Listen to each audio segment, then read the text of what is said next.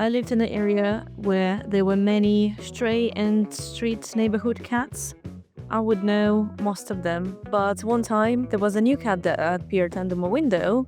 He looked pretty stressed. He wasn't friendly like the other cats were. He was hissy and wouldn't let anybody near him. I tried to give him some food, and after that he started to come every day under my window. It took a while to make this little bond between us, like a connection, so he started to trust me a little bit more.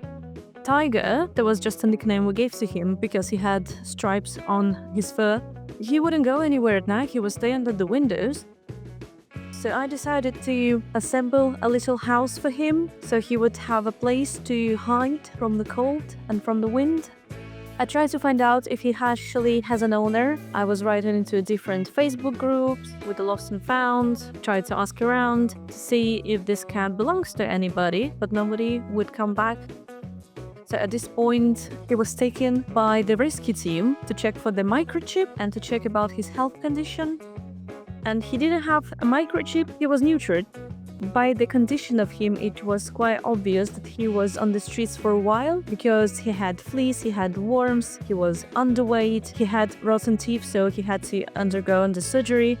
He was really scared at the beginning, so for the first day or two, he was just hiding and would only come out of his hiding spots to eat and drink water at night. But after a few days, he started to change and adjust. He would come outside, would sniff around, would even try to communicate to me, and would allow to pet him.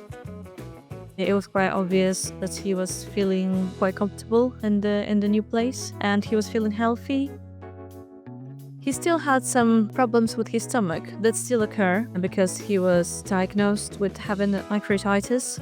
But he's at home, it's much easier to regulate that and give him some special food and some special treatment for that.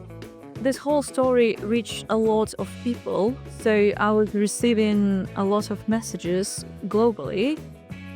It was a lot of peer pressure as well during that time because hundreds and thousands of people were just following the story and actively expressing their opinions.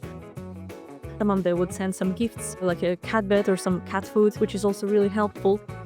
And generally, this whole internet experience on TikTok was really interesting. I'm really happy that I managed to adopt Tiger because I think he brought so much joy to my life. It's really nice to come back home and know that somebody is waiting for you, just basically supporting me mentally and emotionally. I think my life did change in a positive way.